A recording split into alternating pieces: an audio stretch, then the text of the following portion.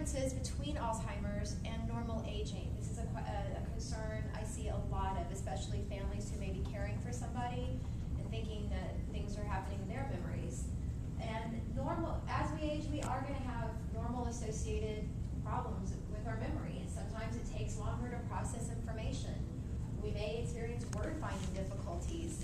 Just about a month ago, I was trying to think of a store and could not think of it for the life of me. And about midnight, as I'm going to sleep, it came on, IKEA. That's what I was looking for, IKEA. But right now, 10% can be reversed. Things that affect our memory, 10% can be fixed. 30% are related irreversible disorders, and Alzheimer's right now is at 60%. It is the highest out of all the dementias. So the first thing is you want to get ruled out. If you have problems with memory, or you're suspecting that a loved one has some problems with memory, these are things you want to get ruled out, and I can't stress enough how important it is to have a doctor who really understands gerontology and understands Alzheimer's. Only 2% of our country has people that really have a specialized knowledge of dementia. And I don't know if you're aware of this or not, but in medical school, to have an understanding of dementia is an elective. There was a woman at my church who for months we thought she had dementia or Alzheimer's. We thought something's going on, we need to get her checked out. She ended up going into the hospital and found out that she did have a UTI, a urinary tract infection. They cleared it up, her memory came right back. And environmental changes can also play tricks. Then we have the Alzheimer's disease is number 1, vascular dementia. Parkinson's, I want to stress that it's only half, it's 50%. Just because somebody has Parkinson's disease doesn't mean that you're going to develop Alzheimer's. About half will go on to have an Alzheimer's type, but not everybody with Parkinson's will develop Alzheimer's. Frontal temporal lobe, that's your known as FTD or PICS, and Lewy body dementia. It may run in the family. Doesn't mean the person's going to get it. I have a friend whose father, uncle, and aunt have Alzheimer's, and he keeps asking me, when am I next? And it doesn't mean he's going to get it. It puts him at a higher risk, but it doesn't guarantee. So if you have people in your family and you have a history of it, it doesn't guarantee you're going to get it. It just means you're at a higher risk. The physical and neurological exams, and now we have a lot of new things going on with technology in terms of our MRI and PET scans. They're actually able to put dye in the brain and see changes that are happening with the amyloid plaque and the tangles, and if there's some shrinkage happening. So they're able to target that more effectively now. Which right now, these are the approved medications, Aricept, Exelon, Razidine, and Namenda. Aricept is usually the first drug that doctors will put you on. Stanford did a study, about 8-year study, because Namenda used to be known more as the drug for middle stages. So people in the early stages doctors were prescribing Namenda were panicking, going, I'm only in the early stages, what's going on? What they found out was that combining the two, Aricept and Namenda together, prolonged people on their baseline for up to 12 years. And foods that are good for your heart are also good for your brain.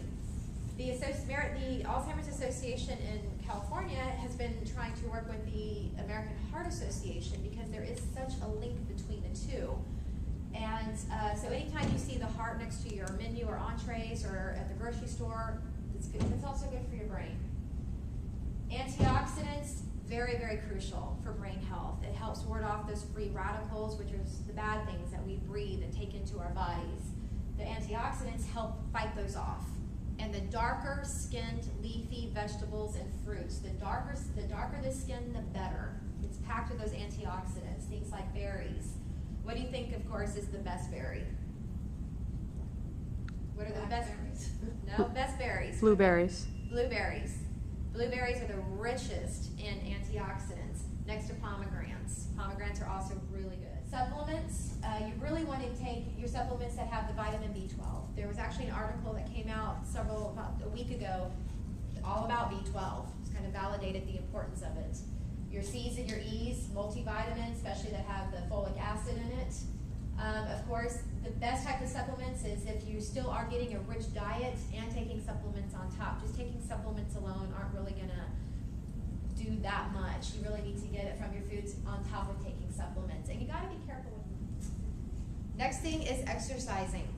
And exercising at least 3 days a week for about 20 to 30 minutes. When you exercise, you are actually growing new brain cells. As we age, we have certain growth hormones that decline. When exercising restores those growth hormones, which was interesting. The other day I was watching, it was either like the Today or Good Morning America, and there was a school that actually is now having their students ride exercise stationary bikes while they read, because it was talking about them being more alert and focused. Involved in the social events, community involvements, taken up with continuing education classes, and it actually means going to the class, not online. Now they have all this stuff you can do with internet. We have all this technology, our iPods, our internets, online classes. We don't even have to be around people. You can shop and bring the stuff home. It's good to be out. Be out. And some of the brain games, Scrabble, Sudoku, crossword puzzles, things you can do to exercise the brain. If you hate Scrabble, don't play Scrabble. You're going to get more frustrated. Find things that you enjoy. One thing you can try is using your less dominant hand. Stress. Although stress, short term is good. It keeps us aware, it keeps us alert, but too much really can be quite damaging. It causes high blood pressure, which, when you get frustrated, what happens? When you're frustrated, your body has a natural tendency to tense up, and you're literally restricting the blood flow to the brain. When you calm, taking a deep breath, finding that serenity, you're actually able to let the blood flow more freely through the brain, and you have better judgment. They did do a study on dark chocolate. As you may well know, dark chocolate has antioxidants. It has the benefits that are good for you. So the nutrition, the exercise, what's the minimum? How many times per week? 3. For how long? 30 minutes. 20, 30 minutes.